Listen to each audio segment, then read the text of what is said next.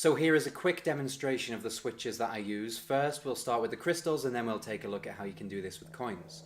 So I have my little velvet bag and I have my crystals. So here is the piece of citrine and here is the clear quartz. Just for this explanation I'll be calling this crystal 1 and this crystal 2. They both go into the bag. I put crystal 2 into the corner, so that's at the bottom corner here, and then crystal 1 goes just next to it. The bag is closed, I fold this all around, I scrunch it up, and this goes straight into my pocket, and I'm always ready to do the routine. So when I bring this out of my pocket, I open this up, and because of where I've positioned the crystals, I know that if I squeeze, if I grip the crystal number 2 on the outside of the bag, then when I tip this forwards, I can let crystal 1 fall out, and it doesn't look like anything else is in the bag. There can be a little bit of noise with this, so when you take this out of your pocket and open this up, just be sure to talk the whole time that you're doing it, and the sound of your voice will usually cover up any tiny little noises coming from the bag. Okay, so this is the first handling. I take this out, I tip out crystal number 1 and I hand it to my spectator to take a look at. Whilst they are looking at crystal number 1, I need to prepare crystal number 2. So I hold the bag like this. I place my first finger inside the bag here and I grip the bag like this.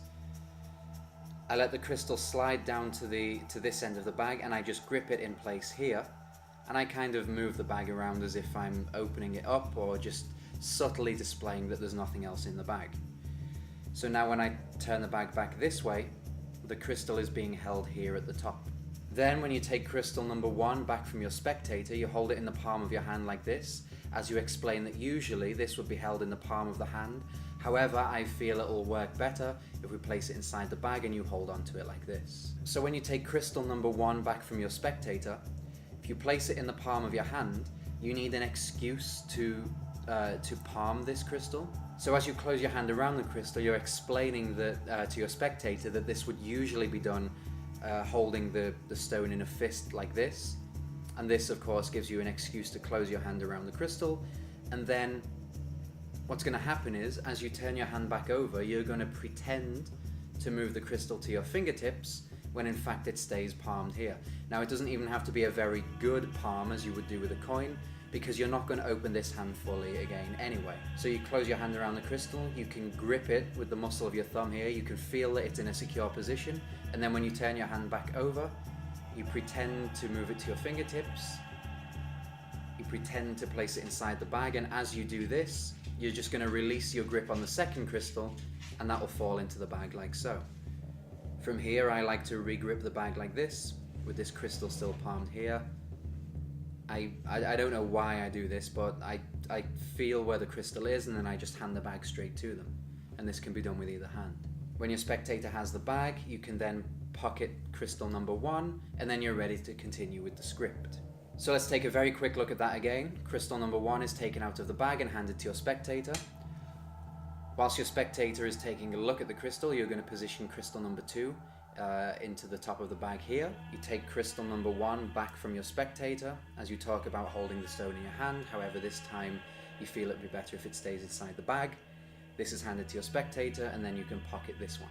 Another version of this would be to have crystal number 1 inside the bag and crystal number 2 on the outside of it, and you can roll this around and they will stay together and this goes into your pocket.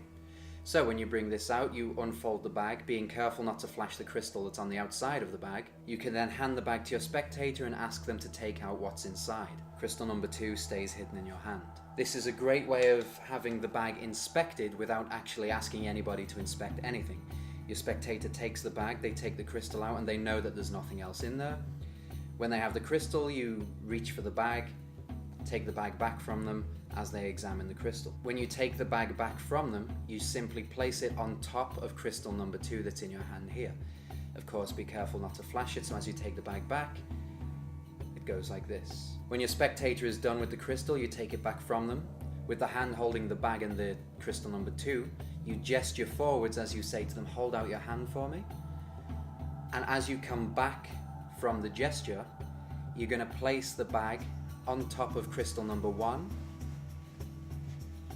and then bring crystal number 2 into play. Now, depending on the stones that you're using, you can flash this a little bit because it's not immediately obvious that there's something different here.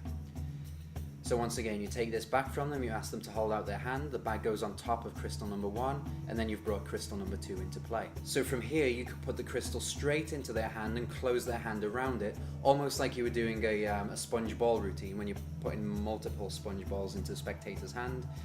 But what I like to do from here is I place the crystal cleanly into the bag, and I hand it straight to them like this. So very quickly, once again, crystal number 1 is in the bag, crystal number 2 is on the outside of the bag. This is rolled together and placed into the pocket. When you bring this out, you unroll the bag, take the crystal into your hand this to your spectator, and ask them to take out what's inside. The spectator does this. You take the bag back from them and place it on top of crystal number 2. When they are done with crystal number 1, you take it back from them as you say, hold out your hand for me. You've then brought crystal number 2 into play, which you can then place straight into their hand or place it inside the bag, and then you can hand the bag straight to them. One of my favorite ways of doing this, which I don't do very often, doesn't use the bag and just uses a switch instead. I don't know, this move is obviously been done before, but I've never seen it anywhere, so I thought I came up with this, but it seems too simple to have not already been done, so I don't know the origin of this move. Originally I was using it to switch a dice, or to switch dice I should say, but now I use it for the crystal routine. So crystal number 2 is held in finger palm, but it's kind of, rather than it being up here, it's in the base of the fingers here, and I hold it like so. I can then quite comfortably move my hands around without anything being seen here. When I'm ready to do the switch, I squeeze crystal number 1 into this part of my thumb so I can grip it with the upper part of my hand.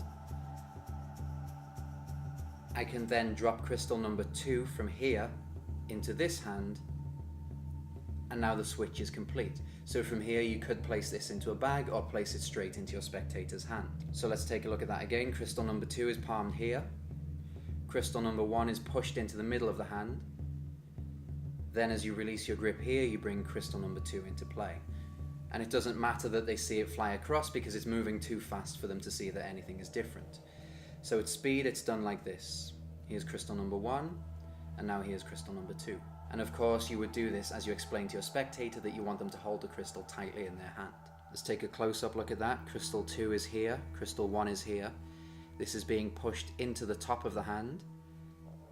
I'm then releasing crystal number 2 here, and this stays squashed up into here. So it's not even really in a thumb palm, it's just kind of being gripped by this part of your hand. This ensures that the crystals don't clash together at any point and make a sound. To do this with coins, for this explanation I'll be using a shiny coin and a dull one just so it's easier to see what's happening on camera. With coins it's much easier to do switches and things like that, so you wouldn't always need to use the bag.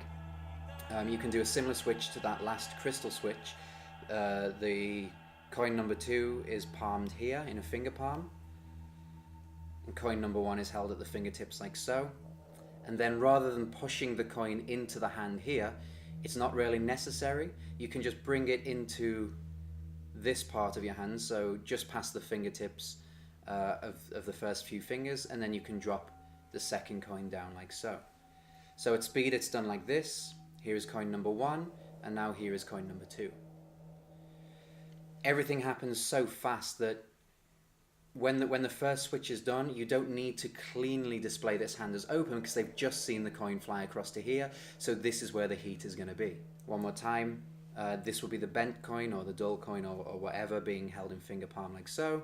This coin is held at the fingertips. Then when you're ready to do the switch, you just bring it out of view and then release the second coin. If you're doing this with the bag, again you can have coin number 2 underneath the bag, coin number 1 can be on top of the bag. And then again, when you're ready to do the switch, you ask your spectator to hold out their hand. The bag now covers coin number 1 and coin number 2 is brought into play. You can then cleanly place this into the bag and then place this flat on your spectator's palm. And one final thing you can do if you're doing this with a borrowed coin, your coin, so coin number 2 would be inside the bag. You can then scrunch this up and place it into your pocket. Now when you bring this out, if it's scrunched into a ball, it doesn't really look like there's anything in it.